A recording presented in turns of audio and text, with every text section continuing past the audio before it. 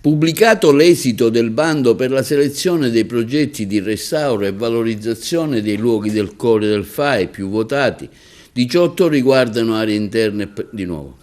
Pubblicato l'esito del bando per la selezione di progetti di restauro e valorizzazione dei luoghi del cuore più votati, 18 riguardano le aree interne e periferie urbane. Il programma promosso dal FAI in collaborazione con Intesa San Paolo si conferma un'occasione concreta di rilancio e promozione di luoghi del patrimonio culturale da salvare e far conoscere.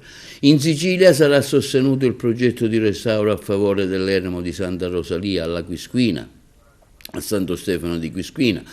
Nel paesaggio montano dei Monti Sicani, l'eremo di Santa Rosalia alla Quisquina è immerso in una foresta di querce secolari a 986 metri di altitudine. Il termine Coskin, da cui trae origine il nome della località, significa infatti oscurità o luogo in ombra. Il sito ha un'importante storia spirituale legata a Santa Rosalia, la patrona di Palermo, che probabilmente visse nel XII secolo come eremita. L'origine della devozione locale risale al 1624, quando nel bosco venne scoperta una grotta con una lapide che avrebbe testimoniato la presenza della santa.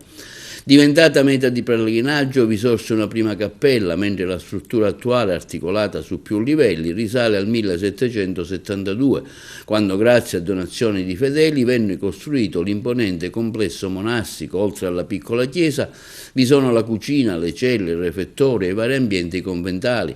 L'eremo, oggi di proprietà del comune di Santo Stefano Quisquina, è parte di un sistema culturale e devozionale più ampio, rafforzato dall'itinerarium Rosalia.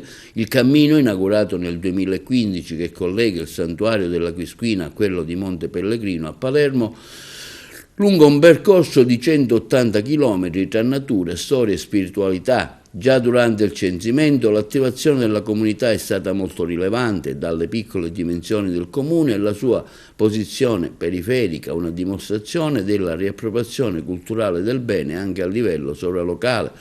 L'eremo si è classificato al quinto posto nel 12° censimento del FAI, raccogliendo oltre 35.800 voti, segno del legame profondo e condiviso con la comunità, al quale il Comune ha dato seguito presentando al bando i luoghi del cuore, il progetto di restauro dal costo complessivo di 68.500 euro del cortile di accesso dell'eremo, che versa oggi in condizioni critiche, rappresentando un rischio concreto per i visitatori, interventi puntuali che possono incidere in modo significativo sulla fruizione e sulla percezione complessiva del complesso monumentale, migliorando così la prima accoglienza dei visitatori.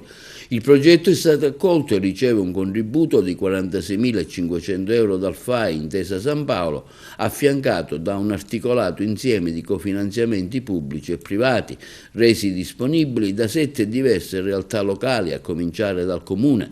Alle collaborazioni con il CAI Montificani, lo Slow Food, il Rotary Club, le Proloco e le scuole del territorio rafforzano il valore del progetto, portandolo in una direzione di maggiore consapevolezza del valore del patrimonio da godere attraverso un turismo sostenibile, anche come possibile soluzione per contrastare i fenomeni di marginalizzazione delle aree interne.